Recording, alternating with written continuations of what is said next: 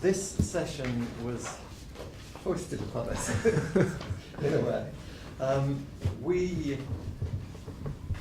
thought about it for a while and decided that we actually don't do an awful lot of work in the Asia Pacific region. So the question arose, why? And so that's the question we're going to ask you guys.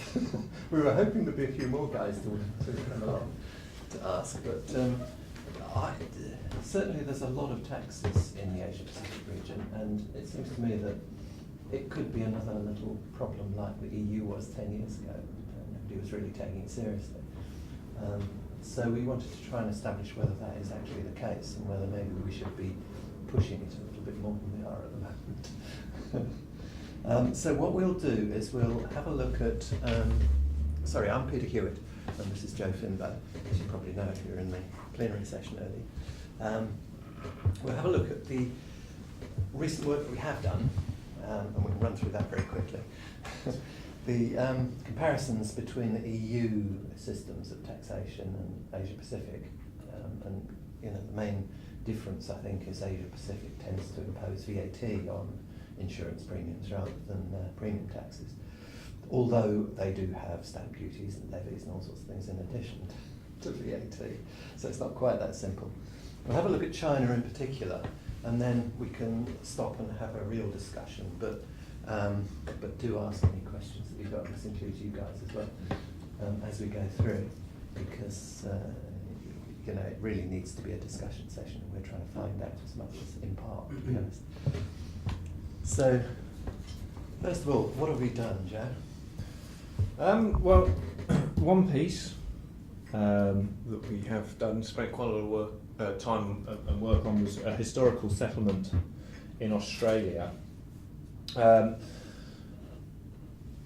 In this instance, we were acting on behalf of a big corporate policyholder that had a liability program arranged and built between various co-insurers throughout Europe and Bermuda, writing non-admitted. So in terms of the taxes, the insurers weren't too worried about it. It was all falling on the policyholder to sort out various state taxes, stamp duties, and withholding tax, which sort of falls to the policyholder to deal with before it gets out to the non-Australian insurers. So, in this case, there were the program had been running from 2002 to 2011, and because the policyholder isn't an insurance company, they hadn't really worried about premium taxes. Why should you? And because the insurers were outside of Australia, they hadn't really worried about the taxes. It's not their problem. So it built up over 7 or 8 years, liabilities getting to a total of 150,000, around 150,000 GBP of unpaid taxes across 3 or 4 different states, with each Australian state having different stamp duty regimes. Some have insurance protection tax. Some indeed have fire service levies, although this wasn't an issue for the liability programme. In Australia, the stamp duty rates were between 5 and 10%, or are between 5 and 10%, varying on what's written. There doesn't seem to be the same variation as you get in Europe in terms of the different rates. There's generally sort of one rate for motor and one rate for property, and that's all you've got to worry about, really. Although I did note that in the Australian Capital Territory there was a specific rate for installers, insurance for installers of TV aerials. And they get a specific reduced rate on their accident policies from Central Australian Authority, capital. The capital state. Yes, an aside. So yeah, no fire service levy, but if it was a fire policy, then again it would be the policyholder's responsibility in this case. So they came to FiscalReps. In fact, it was part of a broader program, total global program, and we had some issues settling taxes in Belgium and Netherlands. But the Australia was a particular concern to them. We made full and voluntary disclosure to the authorities against message that I drum out time and time again: be open and honest with the tax authorities, and 9 times out of 10 they'll be reasonable unless they're Italian. And so in this case, because it was an open disclosure, we avoided the higher rate of interest. They sort of just imposed penalty interest in the states that were concerned. We went directly to the tax authorities, spoke with them, explained the situation. They understood. They said, "Well, fine, thanks for letting us know, and we'll just give you the reduced penalty rather than the sort of full whack penalty." So that's sort of what we did in terms of the stamp duties, the premium taxes in the more traditional sense. I don't know, Peter, if you want to pick up on. Well, in Australia, excuse me. In Australia, insurance is subject to GST, which fortunately is only 10%. And the system of GST in Australia is probably the best one I've come across, I think, because you charge 10% on your insurance premium, and you account for that as output tax over to the tax authority, which I can't remember the name of offhand, Internal Revenue Service, probably, something like that. And you are entitled to recover input tax on your costs, obviously, because you're a fully taxable business. The costs include your claims costs, which is great. So any claims cost which carries VAT, obviously, or GST, I should say, because they call it goods and services tax, but really it's VAT. Any cost that you're incurring that carries a GST cost, you recover that GST. So the net cost to you is just the net that's charged.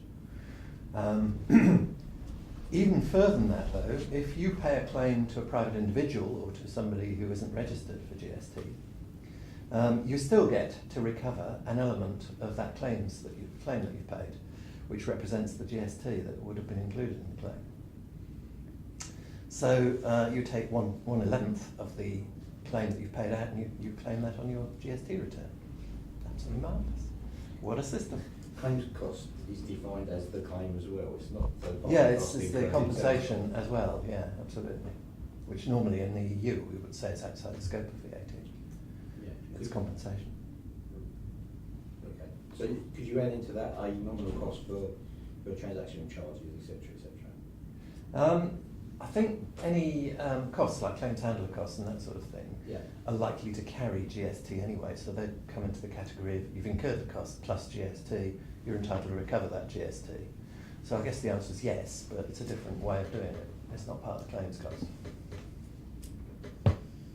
And they've moved on from that situation now, and they have got a revised method for businesses that are registered for GST, which are insured parties.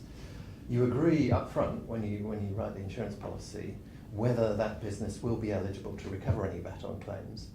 And if that's the case, then that business doesn't charge you GST anymore, because they would just be charging you, paying the GST to the Australian tax office, ATO, that's what it is. And you would be claiming it back. So it would all go round in a circle, so what's the point? So they've said, if your insured is registered for GST and can claim all of the GST on their costs, they don't need to charge you on the claims. It's a really strange system, but actually I think it works very well in practice. The next one is a project that we got asked to deal with for a motor insurer, and again it was quite a global arrangement, but one of the countries that they deal with is New Zealand. So we were asked to look at all the taxes that are applicable to motor insurance in New Zealand. And the taxes we identified were GST, obviously, again, it's subject to GST. There's also a sort of corporate tax, a profits tax that has to be paid by foreign insurers. There is fire service levy, and there's earthquake levy as well in New Zealand, for obvious reasons. Fortunately, they don't have stamp duty. They don't have it at all for anything, as far as I can work out, not even for sales of houses. So there's no stamp duty in New Zealand like there is in Australia. But it is subject to GST, and the GST rate is 15% in New Zealand. It went up from 12.5 a couple of years ago. Life insurance is exempt, but all general insurance is subject to GST. And again, you've got a similar sort of situation on the claims side as Australia, so potentially you can recover GST on claims costs. I haven't been able to establish this, but it wasn't part of our brief for this particular project. I don't think they have a similar thing for non-registered insureds. I think they only have a system where if the insured is registered for GST, they will charge GST on the claim amount, and the insurer can claim that back. But if you're a foreign insurer, unfortunately, in New Zealand, you can't register for GST. So what happens is you have a reverse charge arrangement. The insured, who will be in New Zealand, accounts for the GST on a reverse charge basis. And you don't even have to register, you don't have to bother about it. So it's the liability of the insured, basically. But you do have to account for this income tax, which is on a deemed profit of 10%, and the income tax rate in New Zealand is 28%. So what you have to pay is 2.8% of your premiums in income tax as a foreign insurer. And then you have to look at the fire service levy and the earthquake levy as well. Motor insurance, fortunately, is exempt from earthquake levy, so I haven't established exactly what is subject to it. I suspect property insurance, but maybe it goes broader than that. I think it's generally just building insurance, and it's a sum insured calculation. So you're sort of not linked to the premium amounts that you're paying, just the value that you're covering. Yeah. And in fact, so it's a fire service levy. Is that mandatory as well, the earthquake? Yeah, if you're right in that line of business, then yes, you'll have to pay. And I guess wherever you are in New Zealand, it's not just Christchurch. No. Yeah, Does it include business interruption as well? No, I think you're asking me questions that I don't know the answer. I'm not sure. In the next session. But Generally they go together. Yeah. No, but the extraordinary risk in Spain or in France, for instance, it's often property damage and commercial property, but as well business interruption and as well motor. But in that case, motor. Well, it's certainly not motor in New Zealand, so it may be limited to property insurance. And if it's based on your sum insured, that's, I think you're looking at the sum insured of the property, and your business interruption insured value, your limits of indemnity there are quite often easily separated out from will be separated out from the property value. So you might be able to, I'm not totally sure whether you can exclude it, but I should imagine you can. The fire services levy, essentially, what I understand, if it burns, you've got to pay the fire service levy. It's quite a sort of pragmatic approach. If what you're insuring could catch fire, pay the fire service levy. Well, so it does include motor. Well, that sort of thing. Yeah. And the sort of responsibility to account for it falls with the insurer, or rather the New Zealand insurer in the first instance. They should be doing it. In the absence of a New Zealand insurer, it's the New Zealand intermediary. And in the absence of a New Zealand intermediary, it's the New Zealand policyholder that will have to pay. Hong Kong's an easy one. Do you want to do that? I'll do Hong Kong. There's no premium tax in Hong Kong. There's no VAT in Hong Kong either. But, jumping ahead, there's a proposed levy on insurance premiums, on all non-life insurance premiums in Hong Kong. I think to be proposed at 0.1% of premiums received, to basically to fund the IIA, Independent Insurance Authority, because they don't currently have one, and they see a need to have one, and so it's sort of like a supervisory fee, really. But there is quite a lot of opposition to it. Insurers and insureds both arguing that we don't really need this authority, we're better off regulating ourselves, and if we do need it, we don't really need to pay for it, so they're pushing back hard, trying to find legal excuses not for it to be introduced, but due to be introduced in 2015. But watch this space. I've heard of many things that are due to be introduced and never see the light of day. Singapore. Singapore's a VAT or GST regime, so premiums are subject to GST in Singapore. But if you're a foreign insurer, there's no way of collection. You don't have to pay. A very strange situation. It's one of the few countries that doesn't have a reverse charge for GST or VAT. Most countries have this system where if you're not in the country but your customer is registered for VAT or GST in the country, then the customer accounts for it. That's called a reverse charge arrangement.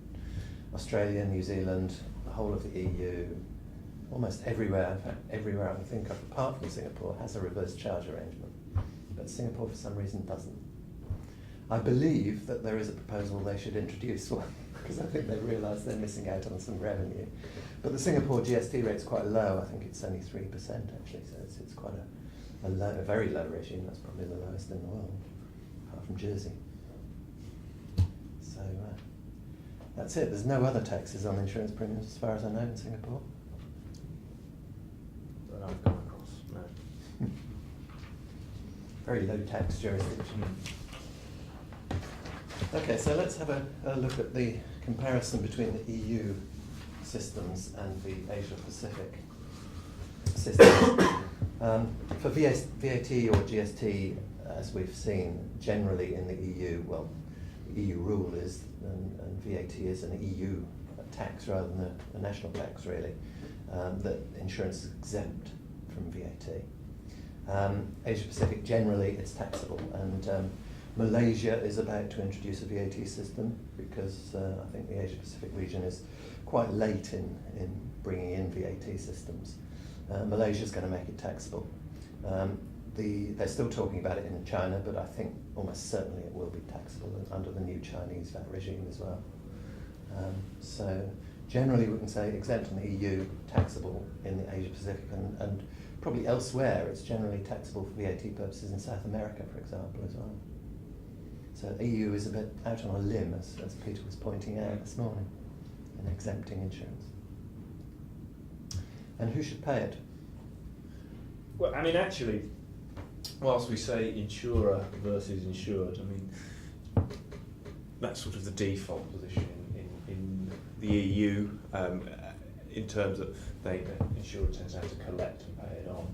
And in fact, it's actually the same in Asia Pacific, but where we're looking from, we're looking at non-admitted insurers, we're not local policies necessarily. So we're facing a situation, as we've seen with New Zealand and Australia, where policyholder is having to account for these taxes and indeed apply the reverse charge everywhere except for Singapore. Mm-hmm. Language and culture is obviously quite difficult in the EU. We've got 24 official languages of the EU, but at least it's a known quantity. At least we've got people who we've taken on in FiscalReps, at least, who can cover most of the languages of the EU. That's the important ones, at least. In Asia Pacific, a lot more difficult. We haven't got any Chinese speakers. Fortunately, apart from China, I think a lot of countries speak very good English. So we don't have, well, very good, if you call Australian very good English. But in general, you know, the Malaysia, the China, Singapore to an extent, it's a lot more difficult to understand what's going on. And the culture itself is different. So the way that they impose taxes is different. Availability of information, we tend to be able to get EU information, the particular exception of Croatia at the moment, quite easily. And in Asia Pacific it's not that easy. Australia and New Zealand are pretty good, but beyond that it gets quite difficult to understand exactly what the taxing system is and how they're going to approach some particular situation. So that's the way that we look at the comparison at the moment. We go on to China. We've got a provincial tax system in China at the moment. It's basically 5% business tax on insurance premiums. But that obviously is a cascading tax. It's not like VAT. It doesn't allow for deduction of tax paid at the previous stage. So any businesses buying insurance will pay 5% business tax. They won't be able to recover it and then they'll have to add it to the price of their goods or services. So that's why it's a cascading tax as such. They've recognised that this is a problem and that they need to bring themselves into the 21st century and introduce a VAT system. Whether that was on their own or with the assistance of the IMF or somebody like that, I'm not quite sure, because the IMF has told the US recently that they should introduce VAT. I think the US is studiously ignoring them just at the moment, but there is a draft US law for VAT and has been for years. So one of these times when there's agreement between the parties in the US political scenario, they might manage to introduce it. But China first started to implement pilot systems in different cities in China. I think Shanghai was the first one in 2012, just to see how it was going to work in practice.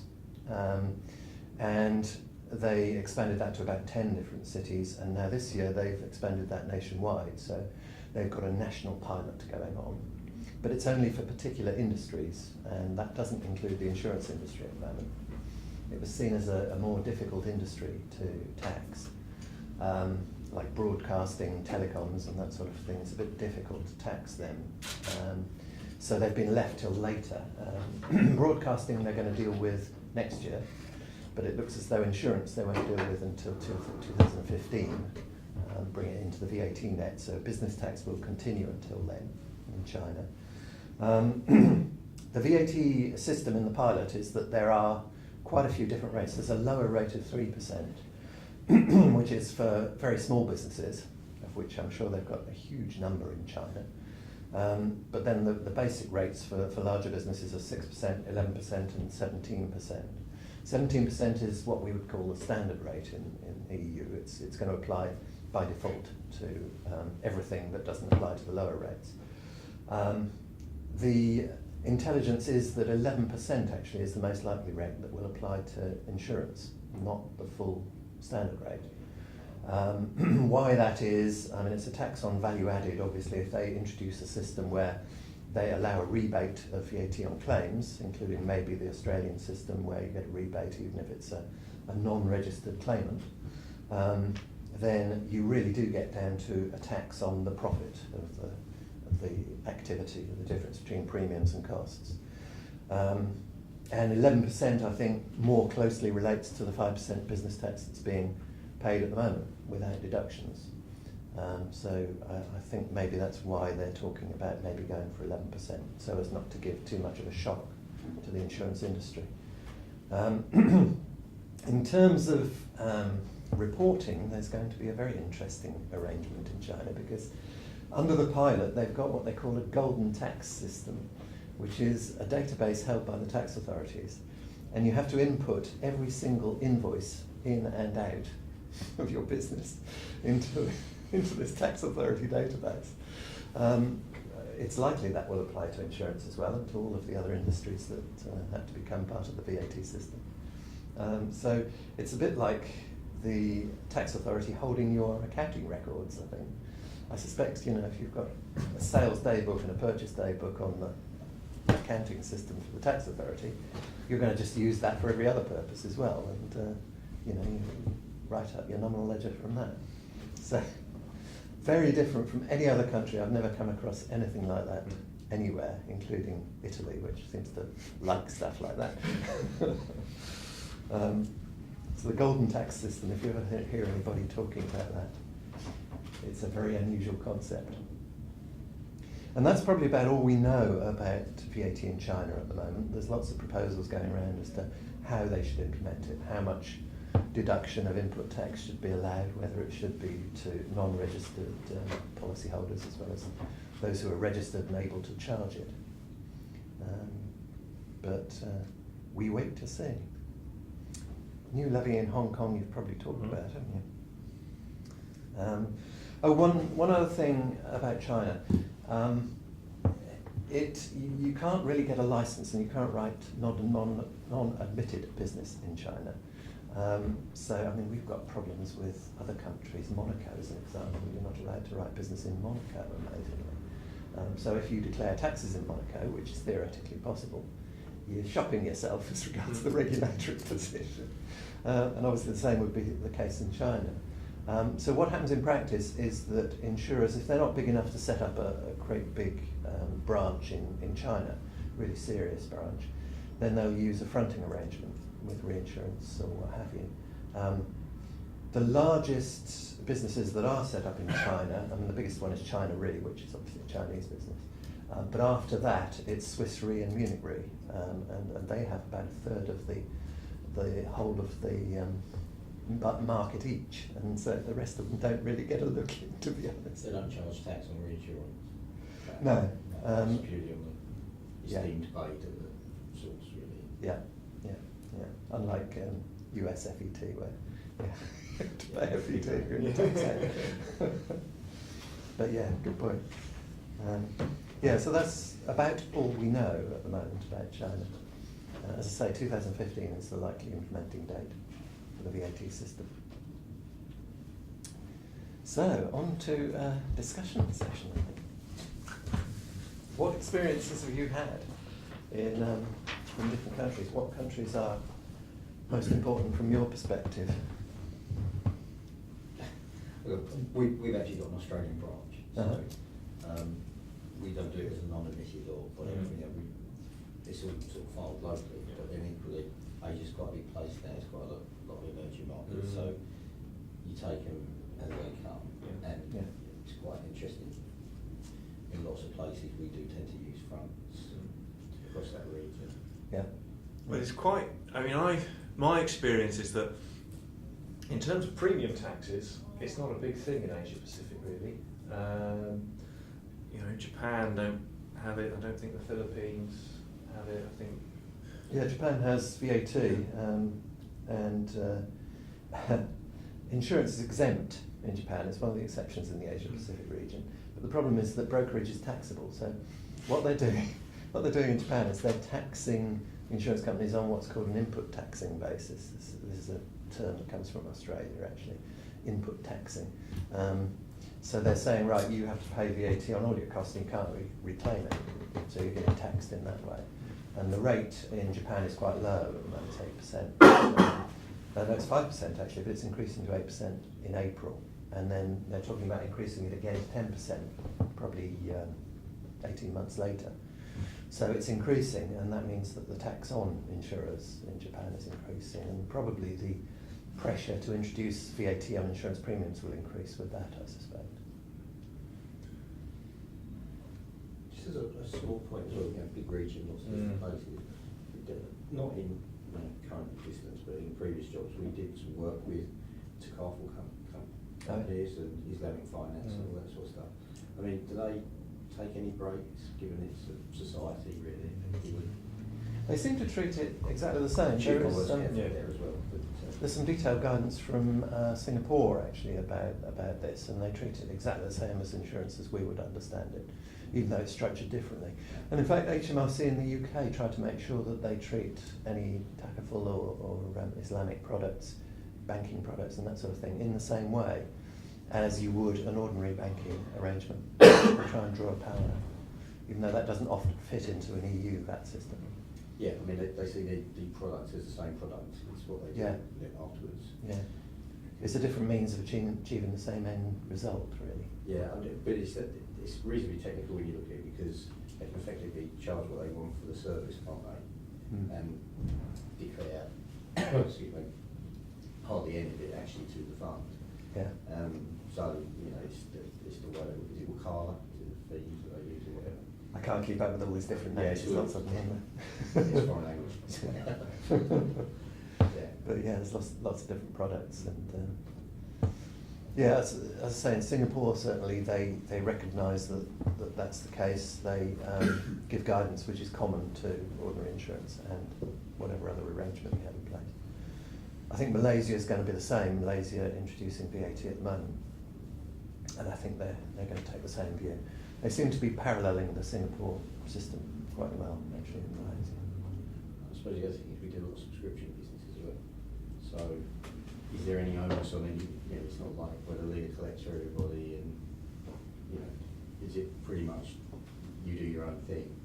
Well, I don't know. Okay, That's going to vary a bit like it does in the EU. I mean, there's no set rule in the EU, unfortunately, for that.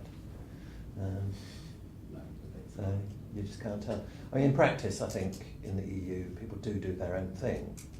It's pretty rare that we find that the lead insurer has accounted for all of the tax and has told the followers that they don't have to do anything. And, But then when you do actually then dig down into the legislation, you get the odd surprise. You find various countries say that actually the lead should be accounting for everything. Yeah. Well, Italy in particular. And in practice they don't. In practice it's not happening, and you just sort of think, well, if you get one tax officer that's feeling a bit, uppity one day, they might well just pursue that. Yeah, I mean, there is a lot. I mean, universally, there's a lot of difference between what's actually written in the tablets, really, if you like, Yeah. and what market practice is and what people do. That's true. Yeah.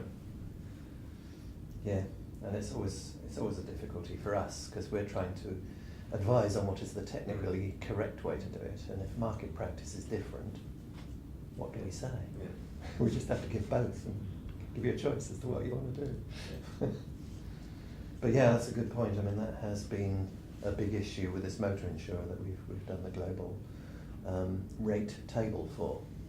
It's saying this is what the law says, this is what the market does. Often they're two entirely different Yeah, I things. mean, they're generally sympathetic to the fact that there is a market out there, and it's, people are, despite the fact that they may or may not be aware of what they're supposed to be doing, they're doing something and generally being honest about what they're declaring. And Well, they may be doing it arse about face. Yeah, I mean, I suspect that actually the reason that quite often these various market practices have come about is because the tax authority haven't cared enough about it to do anything about it. So that these practices have developed and actually, sort of become the new paradigm, become the new way, that's how it's done. Because I know, because I went to, we did a couple of days on France and Spain, didn't we, last week, and actually when you get on the front foot and go to them and say, can you give me some sort of definite guidance on this particular statute, they sort of tend to hide in the shadows again. Yeah. So you can sort of get on with it. And there's this wonderful line, it's always sort of paraded as, it's the responsibility responsibility of the insurer to pay the taxes correctly. You say, how do I pay them correctly? It's the responsibility of the insurer to make sure that they account for taxes correctly. Then the issue can be also that, as mentioned this morning, in a period where government are looking for money, they also recruit tax auditors that may just interpret the legislation if the legislation is not clear and say, this is my interpretation, and I don't think you applied the same interpretation. So then you can find a stubborn tax officer or tax auditor, and it makes things more complicated. Or if I talk about France, I would say that you can find both. Really the comprehensive person that will understand that the legislation is not clear and therefore there is a market practice, and the other one that will say, I'm going to tell you what to do. And choose your enemies wisely.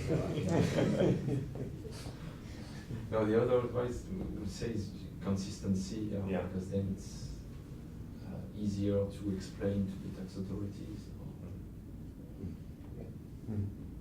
Sure, I'm I haven't really been exposed to this side of it. Yeah, I'm quite new in the insurance industry, so I don't think I'm actually really going to help at all with this discussion. I'm here to learn. If you find that you are writing business in the Far East, I'd be really interested to hear and find out where and what you're doing about taxes. Well, as I remember, certainly Asia is now big. So I'm a JLT, and Asia is now very big. Right. Our contact team is a very big area we're concentrating on at the moment. So this is obviously going to become, we're doing, it's quite interesting doing this like Vietnam or these smaller random countries where you don't know what's going on. Well, It's sort of my experience working, and I deal with captive clients predominantly, captive insurers. And my experience of looking at their programs is that actually when it comes to Asia Pacific, they don't want anything to do with it. And it's not because of the tax side of things, it's because of all of the other bits and bobs. I think Vietnam's a tariffed regime still. I think it still might be tariff premiums. And there's all these, it's certain policy documents have to be issued, they have to be done, and it's going back to that slide, the alien culture, they just say, what, we probably could do it, but, it's the corruption as well. Yeah. It's just Yeah. you need to know people. Yeah. It's people on the ground. Yeah. You actually need people in there to know what they're doing. Yeah. Yeah. I mean, the issue for us is, I mean, if we write a few global programs and then someone's got some stuff going in, someone we have one in, it's not Asia Pac, but to Morocco the other week. So what do you do in Morocco? No idea, don't know. Find a front. So you find a front, and then you're dealing at arm's length with everybody. Yeah. You know your client over here, Yeah. but you're pretty much going on a one-to-one basis. You know, every single one that you do, trusting that you've got a good dance partner in the front who's telling you the right things and doing the right things. And yet you're always just very remote from it, really. Yeah. So, Which is the best way to deal with it. Maybe that's why we don't get much in the way of queries, because it's all dealt with locally. I think that's a lot of market practices, particularly. I mean, unless you actually really sit in there as a domestic, you know, or as a license in any of those territories, which again is a big problem, because people are doing it on an ad hoc basis with clients that have already got a client base for. Yeah. The lady this morning was saying that, you know, they run domestic business, but their clients, I can't remember what Alma was saying, but their clients are generally sort of tended just to branch out across Europe. They and keep stuff. moving down. Yeah, but it's like on a one-to-one basis sort of Yeah. ad hoc, and I think in practice that's a lot of what we're doing. I mean, with the exception of our Australian, but And maybe people just aren't bothering. I mean, that was certainly what I was in my session earlier today about non-EU captives with EU liabilities. They're writing, as you say, these global programs, and they buy a new acquisition that's in Europe and, you know, are put straight under the policy. And they suddenly got a French tax liability, which they didn't know they had, just because they bought a new company. And quite a few, I would certainly sort of the offshore captives just say, well, sod it, come and find me. yeah, absolutely. And I mean, you know, a lot of them they'll sort of turn it down, but it has to be at a certain time. Yeah. Probably for London to be interested in. Yeah. And you know, with due respect, we rely on a lot of brokers who are bringing those sort of programs in to say, okay, this is what you should be doing there. You know, sometimes well, sometimes not so well. Again, it's a market practice. Yeah. The business appears, but what do we do afterwards as a retrospect? Okay, we probably need to get back, do we?